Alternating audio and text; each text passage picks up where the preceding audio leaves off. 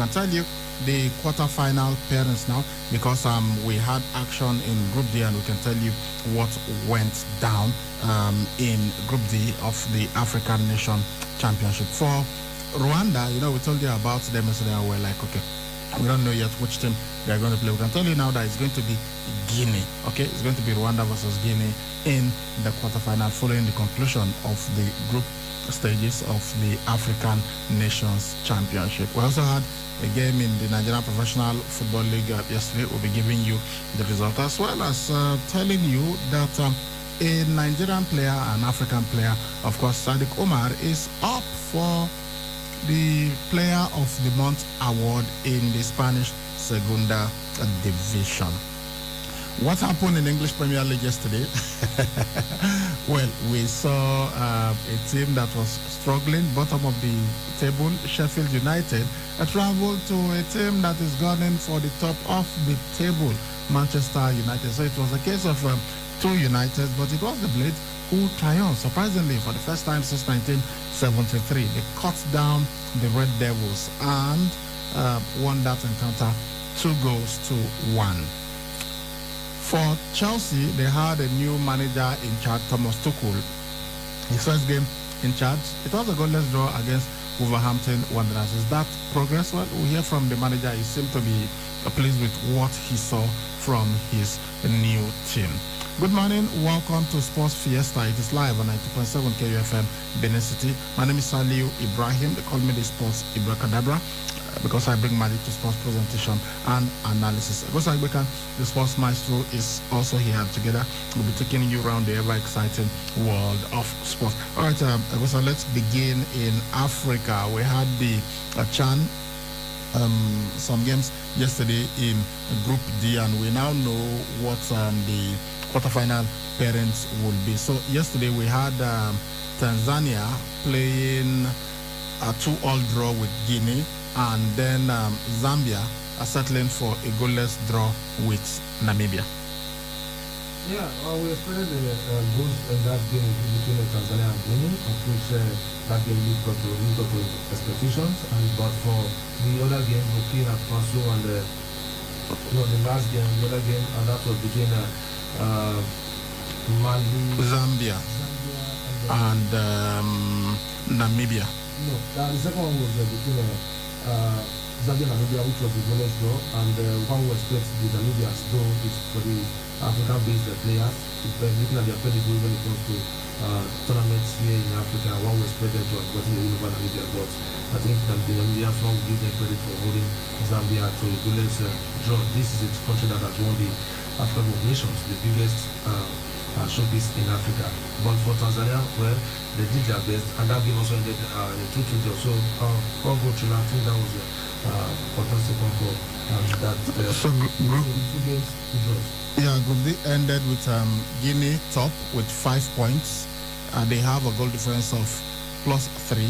Zambia second, also on 5 points, goal difference +2. So that is what happened in the African National Championship. So the implication of this now is that Guinea, because they topped their group, they are playing against Rwanda, who finished second in Group C. So it's going to be Guinea versus Rwanda, and we wait to see how the Rwandans will celebrate, especially if they beat Guinea, because we told you that just because they qualified for the quarterfinal, they defied the lockdown orders and came out to celebrate. They said they didn't care about a coronavirus following their team's 3-2 win, and then that gave them qualification to the quarterfinals. That match is going to be coming up on the 31st of January.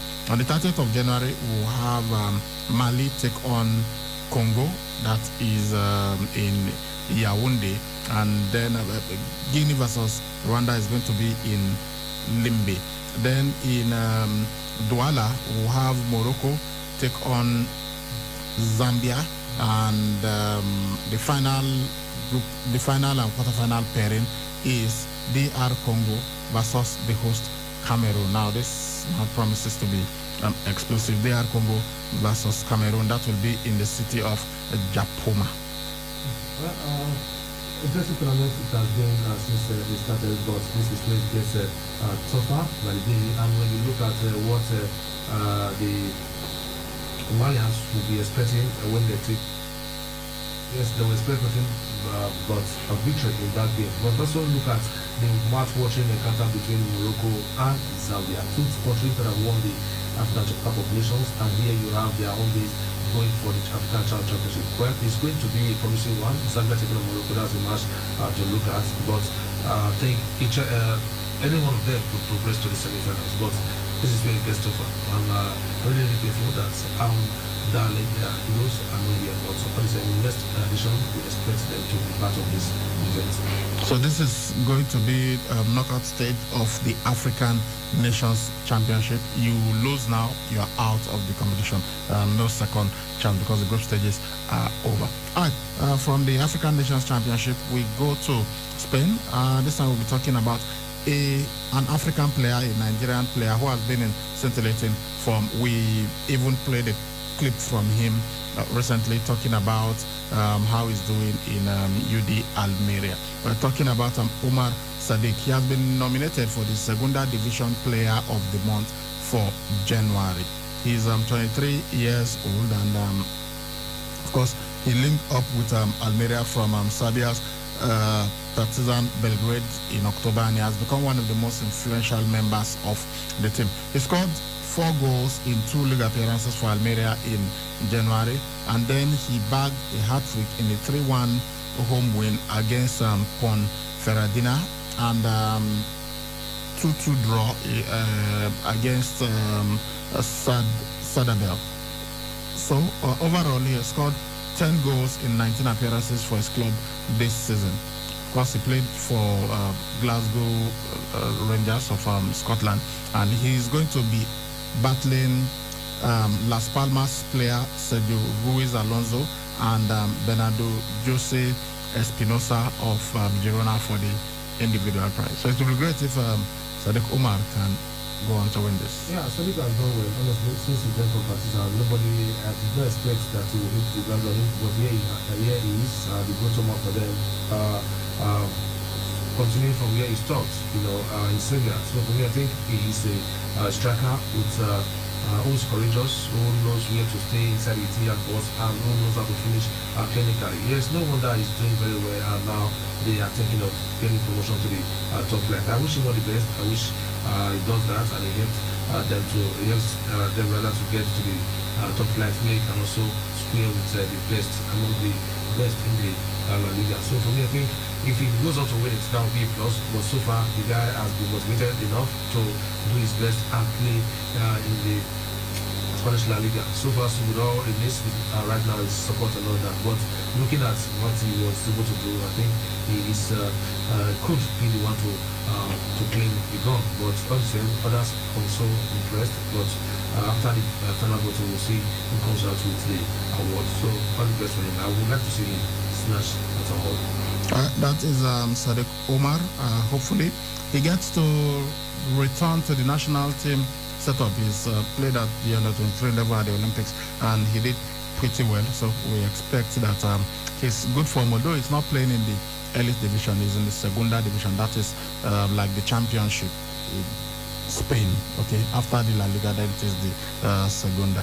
We hope that he makes it back to the Spanish La Liga, where he will excel and of course gain a recall to the national team.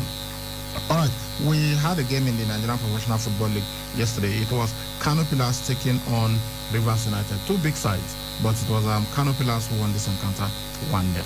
Yeah, I have to give them credit because they finished with 10 men, but for them to have been able to go on to win that game and claim as more points, I think that was good for Kano Pillars. Yes, they've got Rabi Ali, who is so experienced, who has done so well when it comes to the professional football. At some point, I was thinking what was the reason why he couldn't be the choices of the country to play abroad and all that. But when it comes to NPFA, he's one of the veterans. But honestly, he helped them to gain that victory. And coming to that game, one would expect the pride of Rivers, as their public to consolidate on their victory over Bufonte. I know they celebrated that massively, but I expected them to build on that performance. But going to Kano and taking the point is not really easy. But if you are able to do that, then it's going to be tough for you. But as I said, if they are getting their chances and they are able to convert it, they think it will have been better. But sometimes you lose some, you lose some. Not all chances have been converted. So I hope Sunday morning boys will bounce back in their next game. The implication of that right now is that Rivers United are second on the table. They've gotten 12 points from their 6 games. Top is Nasarawa United on 14 points. Kano Pillars, their win helped them to 11 points from 6 matches. They are 5th on the table. Third is Enyimba. They've played 6 matches. They have 12 points. 4th, Lobby Stars, 11 points from 6 matches. Rangers International are 6th. They've played 6 games and they have 11 points. Then Kwara United are 7th. They have 11 points from their 6 matches. Sunshine Stars 8th, 10 points from 6, and MFM, that's Mountain of Fire Football Club, they have 9 points from their 6 matches. Plateau United, the defending champions, right? Yeah, they are 10th on the table on 8 points from their 6 matches. Then Wiki Tourists 11th, Dakada 12th, Jigawa Golden Stars 13th, Katsina United 14th. Of course, Baldwin Bazoya has got his work cut out for him there.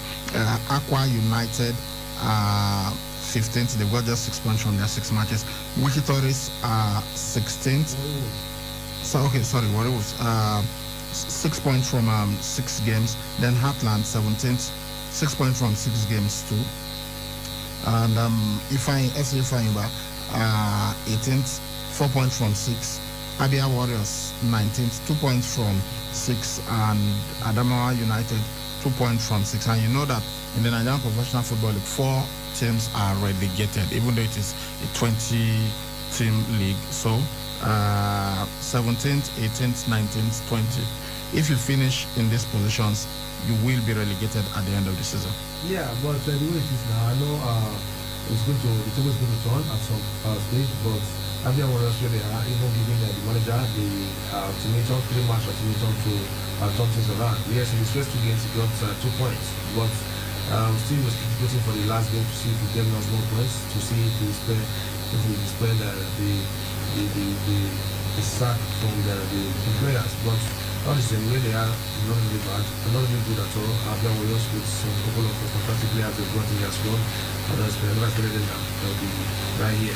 By yes, bankrolled by Junior, and some points had fantastic players like Godwin Baji and all that. But here they are right now, I think, struggling. I think they also have a whole lot to do to ensure that they climb up the table. Yes, Adamawa United, one could say they are not that big, but they also want to ensure that they ensure safety. But where they are, instead they start gaining points, they will remain candidates for relegation. So Abia Warriors said something happened. But for Atlant, well, I expect the Eastern Club to really put his position and start climbing up, because this is one of the clubs that we expect to finish with the mid-table if they're not doing very well. But where they are at 17. Well, let's see how things will pan out. Because 2-3 games and get away to take you to the number spot. That's the beauty of the Professional Football League. Though we are calling their positions right now, but a win or 2 could just change one thing place on the table. So that's how beautiful it is. So let's wait for the weekend and see how the futures will go. Okay, still talking African football. We understand that Nigeria's Super Falcons, Equatorial Guinea, and the Zambian women's national team, they are going to feature in the 2021 Turkish Women's Cup coming up next month in Antalya.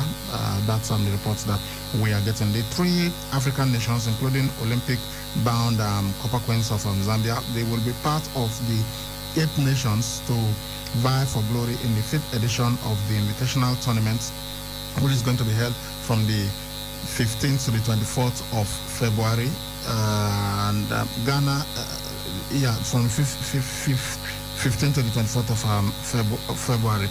Ghana, in 2020, Ghana and Kenya competed for the first time at the event that's also known as the Alania Gold City Cup, with the Black Wings finishing third behind second place Hungary and the winners Chile. So besides these three African countries, other potential participating countries are Ukraine, Serbia, India, Bulgaria, Uzbekistan, and just hoping that there are no late withdrawals or postponements because of COVID-19. Everything happening in the world right now, you never know. You can just say, okay, potentially this is what's going to happen, but you have got to consider COVID and what could happen. I mean, if there is a spike in infections, they may just say, no, this competition is not going to hold. One country might even come to tell you, look, we do not have money, so we are not going to hold this competition. But for now, that is the situation. The Super Falcons of Nigeria are expected to participate in that competition in Turkey. All right, guys, we'll go on this break. Don't go anywhere. We will be right back. For dentists, what be cavities and how Colgate take they protect my teeth from cavities? Shay, they use Kung Fu? No, dear. Now, hole for teeth they cause most tooth pain will be cavity. But if you use Colgate Maximum Cavity Protection, take brush every day. The confirmed formula could help keep natural calcium inside our teeth. We could protect them from tooth decay. Time don't reach to upgrade to the world's chosen toothpaste, Colgate, because Colgate locks calcium in. These cavities out! Now, the Nigerian Dental Association, they recommend Colgate. When you think durability and great value for your money, only one name comes to mind, and that is Jasobe Auto Care, a subsidiary of Jasobe Global Network Cars and Heavy-Duty Vehicles. Solar battery made in Korea, Everstart battery made in Korea, and GS Yuasa battery made in Japan and other batteries. At Jasobe Auto Care, we are committed to making our customers happy with our affordable batteries, which are direct from the manufacturers. Jasobe Global Network is a very reliable name in the sale and installation of CCTV cameras for your homes and offices, power backup solutions and components consisting of solar PV module, solar inverter, and sealed maintenance-free batteries. Visit us today at Jasobe Global Network, 59 Akbakbaba Road, Benin City, Nigeria, or call us on 0803-8624-858 or log on to www.jasobe.com. Jasobe, value for money. Honey? Yes, dear. I'm tired of the poor power situation. Every time I stock the fridge, I come back to spoiled food. I think it's about time we go solar. How? With Vertical Solar, we can have all our appliances and electronics powered by solar, and they allow us to pay small. We can pay installmentally with as low as 36,000 naira monthly, spread across 12 months. Tell me more. I know you like the idea of paying small. Vertical Solar range of products can power all household devices, including air conditioners and water pumps. What are the benefits of solar power? We are talking uninterrupted power supply, no monthly electricity bill, no more spending on generator, and no more generator noise. I see. But how can I locate Vertical Solar? Head now to 28 Country Home Metal Road off Ajib Junction, Sapele Road, Benin City, or Blossom Mall beside Stop to Shop stores, DBS Road, Asaba. Or you can call them on 0816-170-1105 or 0703-623-4843. You can also send them an email on info@verticalsolar.com.ng. Vertical Solar, your lifetime power partners. The face of truth is open. The eyes of truth are bright. The lips of truth are ever closed, and the head of truth is upright. The breast of truth stands forward. The gaze of truth is straight. Truth has neither fear nor doubt. Truth has patience to wait. The words of truth are touching. The voice of truth is deep. The law of truth is simple. All you sow, you reap. The soul of truth is flaming. The heart of truth is warm. The mind of truth is clear and firm through rain and storm. Facts are only its shadow. Truth stands above all sin. Great be the battle of life. Truth in the end shall win. Life of truth is eternal. Immortal is its past. Power of truth shall endure. Truth shall hold to the last. The one and only Muhammad Ali dropping poetry, dropping rap lyrics for a long time, and he inspired so many people outside of sports, including modern day rappers, the greatest of all time. All right, guys, let's talk now about something that has been making the rounds the last couple of days. We have avoided talking about this, but somebody sent a text message yesterday asking us, saying that he saw it on national TV, that they were scrolling it and everything. So he wanted to know some players that have been cleared. Now, the reason why we avoided talking about this is because we do not have absolutely incontrovertible facts about this, okay? But I'm saying that let's just tell you, these are the news that is making it run. But as we speak right now, I've not seen it on the FIFA website. I've not even seen the NFF themselves. I've not even cleared it. Only some of them, one or two persons will just say, okay, I can tell you that this player is among the 6, but it has even increased to 8 now. Those that have been cleared to play for the Super Eagles of Nigeria. But please, let us tell you, we can't confirm it just yet that it is true that these players have been cleared to play for Nigeria. Okay, but these are the players that are rumored to have been cleared by World Football Governing Body FIFA to switch allegiance to Nigeria. I repeat, before you start quoting us, it is not confirmed yet. They are just it's even a site that's owned by one of my friends. They just said it that they had it on good authority, but as I said, it has not been confirmed just yet. So some of the players that are rumored to have been cleared by World Football Governing Body FIFA, because some of them have represented other countries, so they had to go through a process before they can play for Nigeria. They are Ademola Lookman of Fulham and his teammate Tosin Adarabioyo. Adarabioyo is a defender for Fulham. They've both played for England under 21 and the under 18. Ademola Lookman was part of the team that won the under 20 World Cup for England. Then there is this player from PSV, is a right winger, Noni Madueke. He has played for England under 17. Then Reading's Ovie Ejaria is a midfielder. He represented England at under 20 at one point. Then there's also Sakul Bruges player, Ike Ubo. He's a forward. He has played for England under 20. Then Southampton's Nathan Taylor. He is a right winger and he is also a British citizen. Sheyi Ojo is a right winger, plays for Cardiff, was a part of the Liverpool setup at one point. Also a former England under 21 player. Hertha Berlin's Jordan Torunariga. He's a centre back and he's also a former German under 21 player. Okay, so these are the players that have been rumored to have been cleared by World Football Governing Body FIFA to switch allegiance to Nigeria. We know that some of them have applied. The process has been on, so that's why it is, largely credible. This story. They have applied for some time, and the process takes a while. At the moment, I know he has decided now to switch allegiance to Nigeria, but whether it's confirmed now that FIFA has cleared it, the NFF, they have not come out to say, yes, these players have been cleared. As I said, they may, when you probe them, they will just tell the journalists, okay, I can tell you, but don't quote me, but this player has been cleared. So that's why we have just kept it. But since people are beginning to ask, saying that they saw it on national TV and they said these players have been cleared, we just decided to bring it to you. All right, so that is the situation. Let's go to club football and review what happened in England yesterday. Manchester United playing at home against Sheffield United. When you see that fixture, you just assume that this is going to be a walkover for Manchester United. But it didn't happen that way. It was the Blades who cut down the Red Devils. Sheffield United winning that game 2-1 at Old Trafford. The first time this is happening since 1973. Well, it was the big upset, honestly, because the Red Devils, having seen what the citizens did the previous day, we wanted also to go back to the top of the table. Yes, the one main win that could have done that, but they were so poor.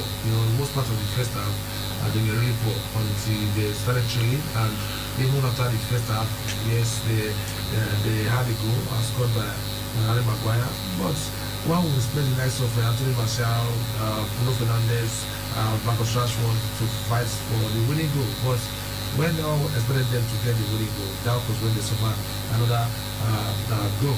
But they tried to get something out of it, maybe a point, but it wasn't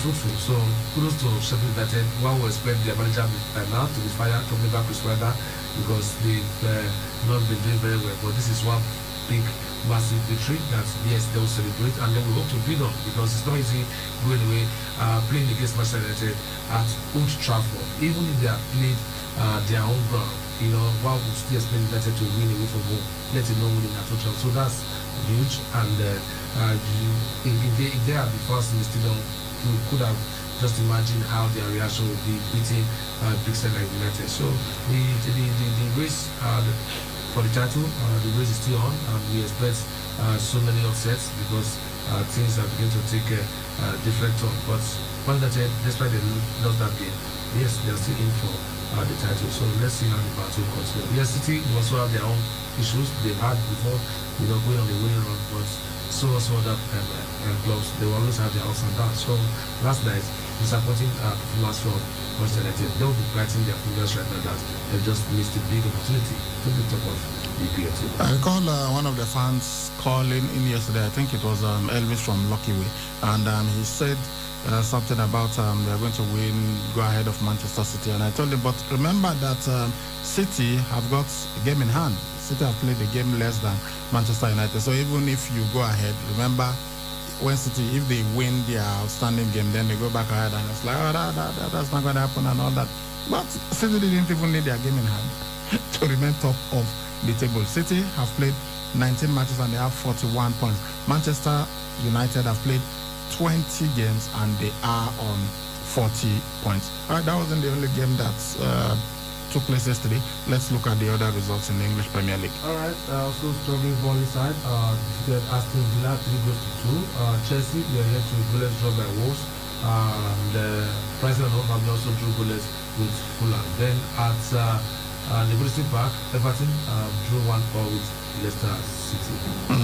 So Chelsea, much attention on them because they had a new manager who decided to take charge. He could have sat that one out, you know, maybe just be in the stands and watch them, because he was appointed barely 24 hours before that game. But he decided that he was going to take a training session, and then he decided that he would be in the dugout. So he was in charge for that game. He said before the match that his selection was going to be the most unfair of his career, because he didn't have time to really assess the players, so he was just going to go with his instincts. And yesterday it was basically, okay, the experienced players will get to play. So he felt that it was unfair to everybody because he didn't know the strength of the team and everything, because he had not spent much time with them. However, after the game, he said he was delighted with what he saw. Chelsea had possession. I think the most possession they've had in any game this season. In the first half, they made about 390-something passes. At one point, ball possession in Chelsea's favor was a ridiculous 94-6. That was how dominant they were with the possession. But having possession in world football these days, we've come to realize that it might be overrated. Because if you hold the ball, you have the ball, but you do not do anything with it. You don't do much with it. You are playing in your half, and just even if you are playing in your opponent's half, but you are not forcing the goalkeeper to make saves. I didn't see how many times Rui Patricio was stretched yesterday, even though Chelsea had all the possession. Yeah, they had a couple of chances, but they didn't really make much of it. What I call too much fair play, no penetration in football, and exactly what they did. They had all the possession, but they could not get a goal. In fact, Wolves threatened them on a few occasions, and there was one particular instant when Wolves could actually have gone ahead, even though much of the game had been played in the Wolves half of the field. I think Chelsea coming with that kind of formation, yes, I expected that, because if you look at it, despite his video has not had enough playing time under Frank Lampard, but he is also one of the best strikers at Chelsea at the moment, despite having a limited time. But then, I think playing him up front yesterday was good. I'm sure this will, before the next game, we'll have time to rearrange and see how things will work. See how they played with a 3, no, not 4. They played 3 at the back. They have three centre backs. It was a 3, either you call it a 3-2-4-1 formation or a 3-5-2, because you had Callum Hudson-Odoi playing as a right wing back, and we had Ben Chilwell playing as left wing back. They had 3 centre backs: Martin Rudiger, Cesar Azpilicueta, and Thiago Silva. So they didn't play with 4 at the back. It was 3 at the back, and every time they played, yes, that was what. So it was a 3-2-4-1 formation, because both Hakim Ziyech and Callum Hudson-Odoi played at the same time. Yes, they were both on the right wing. Well, I think they didn't do badly. Looking at the dominance, the dominant speed they had yesterday, best one was spread them to running goals, or just one to see how they can get more up and climb. But not the same. I think he has seen the job that he has come to do, and I think he's saying that they should forget about the title and think about the top 4. But that is just mind games. If Chelsea starts winning games and others start losing games, we'll see the table turning. But in the next game, I can assure you, maybe Tuchel, with his experience, maybe in his next game, even whether home or away, he would like to get a win to see how he can just boost the players' confidence. But right now, having a new manager, I think the players now have a huge confidence to say, okay, yes, let's also see what we can do. Yes, nobody is impossible to beat. Yes, yesterday the United lost, and nobody expected it, but Chelsea have also suffered. But from next week, who knows? The football in the spirit. So it's a new regime for Chelsea at the moment. Okay. Council of the BBC, let's hear from Thomas Tuchel what he had to say. He said he was impressed with what he saw, and going forward, he believes that they are going to improve. Let's hear from Thomas Tuchel.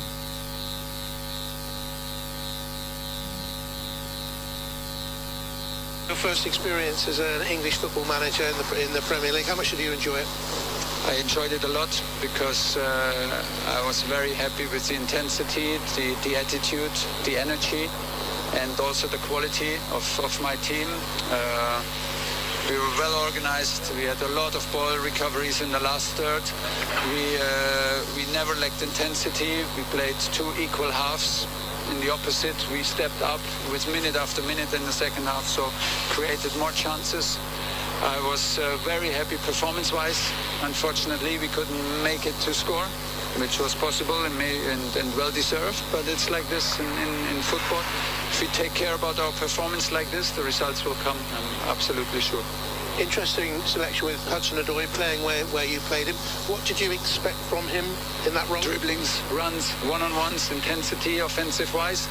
Yeah, we played him as a right winger, but defensively he had to help in a back 5, because we knew that Wolves will play in a back 5, and we didn't want to suffer too much in their ball possession. We want to have high recoveries and in the opposite take the ball and be dominant. And Callum was the key on the side with his speed and his confidence and his one-on-ones to open up, to attack the back of the back 5. I'm lucky enough to commentate it on your games, a lot of games at PSG and Borussia Dortmund as well. I could see echoes of the Thomas Tuchel style there, but it would be ludicrous to ask too much in one training session. Yeah.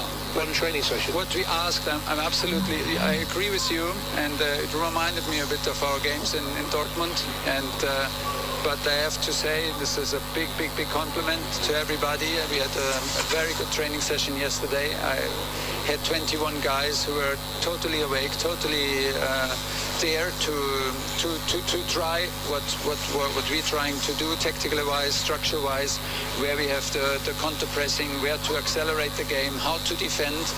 And I didn't expect it to be like this, on this level, from one training and 2 meetings. But the guys did, and this gives me a very good feeling for the future. I listened to your interview before the game when you said your team selection was almost unfair because it was unfair. You just come in. How long do you think it'll take you? Because you'll have done your homework, Thomas. How long will it take you to know your strongest 11 here? it will always be a strongest 16, a strongest 17. It's always like this. There's no more in football, and of course not in English Premier League. There's no strongest 11. The mixture was, it was today totally unfair because I had no explanation for nobody on the side why he did not play. And normally you should have this if you put somebody out. But from now on we can go, and every day will help. And I don't want to set myself a target to which time we need to, how much time we need to adapt, because we have to as quick as possible. If we go on in this speed, it will be very quick. And one last question. Yeah. It's raining. One thing you have to get used to very quickly. You haven't got 5 substitutes. You've only got the 3 here. That was a pity. It was a pity. It was strange, because with all this intensity, it would have been nice to start in after 60 minutes, maybe with two subs, and after 70 another 2, and maybe another 3. Like to have all 5 to maybe even put up the pressure higher and higher in all the positions. But I have to get used backwards now, and it's like this. All right, English Premier League, the most conservative league in Europe. Of course, you know how the English are, and they are the only league that are not using the 5 substitutes. And Thomas Tuchel was asked that question, and he said, "Look, where I was coming from, it was 5 substitutes, and now I have to revert to 3. No problem. I will find a way around it." So there you had Thomas Tuchel speaking after his side played out a goalless draw against Wolverhampton Wanderers in his first game in charge of Chelsea. All right, let's go to other countries now and look at what happened. We had games in the Coppa Italia yesterday. Yeah, 2 games were played yesterday. Atalanta, they are through for the semi-finals, following their 3-2 win over Lazio. Then Juventus also booked their spot with the 4-0 thrashing of Spal. So Juventus through, Atalanta also through. And before we leave Italy, we've got to talk about this. We talked about it yesterday. The clash between Zlatan Ibrahimovic, the great Ibracadabra, and Romelu Lukaku, 2 guys who were teammates at Manchester United in England. So what happened? Why did they have such an altercation? And afterwards, we've been hearing stuff. I told you that there were some things that they said, some things that were said, words exchanged between both of them that we can't even repeat on the radio. But something came on. Zlatan Ibrahimovic has had to defend himself, and he said he did not use any racist language towards Romelu Lukaku. He said several times that he is, of course, Zlatan. I don't think there's been anything that he did that you could term racist. He has even come out to speak strongly against racism. And this is what he tweeted after the game, after this allegation of racism came up. He said, "In Zlatan's world, there is no place for racism. We are all the same race. We are all equal. We are all players. Some better than others." Trust Zlatan to throw in a jibe there. Of course, he meant that he's better as a player, not as a human being, not because of the color of his skin, but as a footballer, he's better than Romelu Lukaku. He even said that there was one time he told Romelu Lukaku that he was going to give him £50 if his first touch is good. You know, in world football, there is this ongoing joke about Romelu Lukaku's first touch being very poor, arguably the worst first touch in football. And also in that game where they had that coming together, Zlatan Ibrahimovic called Romelu Lukaku a little donkey. He didn't call him an ape, he didn't call him a monkey, so that would have been termed racist. But when you say little donkey, it's not nice, but at least it is not termed to be racist. And also, Zlatan Ibrahimovic said something to Romelu Lukaku, and that is, "Go and do your voodoo." He said it to Lukaku. You know, Lukaku is originally from Congo, DR Congo, and unfortunately there is this stereotype about Africans, voodoo, juju, and everything. So they said this was in reference to claims that were made in 2018 by Everton owner Farhad Moshiri. that Romelu Lukaku, he opted to leave Everton because Everton wanted to keep him. He was their player. They wanted to keep him. But he chose to go to Manchester United because, according to Moshiri, the Belgian striker received a voodoo message that is going to be bad luck for him to continue at Everton, and he believed it, and so that was why he left them. But of course, Romelu Lukaku denied those claims, and he even sought legal action against Moshiri. But Romelu Lukaku himself, we heard that he said some pretty nasty words to Zlatan Ibrahimovic, and he said something really nasty about Zlatan Ibrahimovic's wife and mother, that he wanted to do something to Zlatan Ibrahimovic's wife and mother. So that's the story that's coming out now about these two guys. And of course, Romelu Lukaku had to be physically restrained by his teammates, and the AC Milan players had to form a protective wall around Zlatan Ibrahimovic. But look, Zlatan, he is an expert in Taekwondo. I think he's got an honorary black belt in Taekwondo, so he can defend himself. I mean, he's physically imposing. Yeah, I know Romelu Lukaku is big, but Zlatan is even slightly taller. Zlatan is 6'5", Romelu is 6'4". But it was pretty unpleasant to see two great players going at each other that way. And some of the things that the microphone picked up, so these were things that they actually said to themselves right there on the pitch. I think this is not unprofessional, honestly. There are sometimes when tempers play, you hear some certain things, and at the end of the day, you start regretting what you said. That's the reason why they say don't promise when you are too happy, and don't also take decision when you are so angry. Yes, words came out from their mouths and all that, but I think it's time for them to make peace and just move on as professionals. Yes, I know when things like this happen, the people will tend to make stories out of it before you start hearing what really happened. Yes, it's unfair for Romelu Lukaku to talk to the mother, to refer to the mother and the wife of Zlatan, in a disrespectful way, and done that. But for him to also say, go and do your voodoo, well, I think it's also childish on the part of Zlatan.